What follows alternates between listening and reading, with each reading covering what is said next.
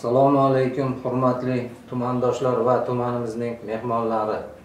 Begobod tumani hokimining 2025-yil 1-may kunidagi tuman hududida 2025-yilning yoz mavsumida suv havzalarida fuqarolar xavfsizligini ta'minlash chora-tadbirlari to'g'risidagi qaroriga asosan hamkorlikdagi xizmatlar bilan profilaktik ishlar boshlab yuborildi. Siz aziz fuqarolardan cho'milish mavsumini betalofat o'tkazib olishingizni, ayniqsa ruxsat etilmagan joylarda cho'milish natijasida yuzaga kelishi mumkin bo'lgan baxtsiz hodisalardan o'zingizni va yaqinlaringizni muhofaza qilishingizni so'rab qoladi. Ayni kunlarda qarovsiz va qo'riqlanmaydigan suv havzalarida insonlarning cho'kishi bilan bog'liq baxtsiz hodisalar sodir bo'lib turibdi. Jumladan o'tgan yilning 2024-yilning yakuniga qadar olib borilgan profilaktik tadbirlarga qaramasdan aholi o'rtasida cho'kish bilan bog'liq baxtsiz hodisalar afsuski kuzatildi. O'tgan yilning cho'milish mavsumi davomida tumanimiz hududida insonlarning cho'kishi bilan bog'liq 3 ta holat qayd etilib, jami 3 nafar fuqarolar cho'kish oqibatida vafot etgan. Eng achinarlisi ushbu cho'kish holat bo'lganligi aksar voyaga yetmaganlarga to'g'ri kelgan. Shunday ekan sizlardan o'zingizni xavfsizligingizni hamda hayotimiz mazmuni ko'zimizning oqu qorasi bo'lgan farzandlarimizni suvda cho'milish borasida xavfsizliklarini ta'minlashda doim ogoh, sergak va hushyor bo'lishini so'rab qolamiz.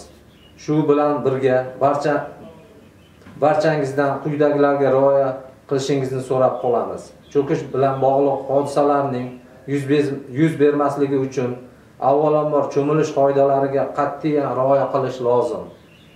Suv havzalarida taqiqlangan joylarda cho'milish, notanish joylarga suvga sho'ng'ish, cho'milish vaqtida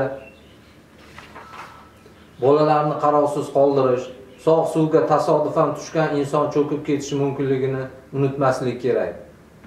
Qorin och bo'lganda, charchaganda, chanqaganda, yaqinda bemorlikdan turganda, spirtli ichimliklar iste'mol qilganda, yolg'iz bo'lganda va oftob urish hollarida cho'milish maqsadga muvofiq emas.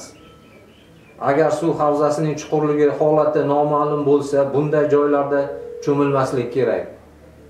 Suzishni yaxshi bilmaydigan, jismoniy jihatdan quvvatsiz, jarohatlangan insonlarning suvda tushishlari qat'iyan taqiqlanadi.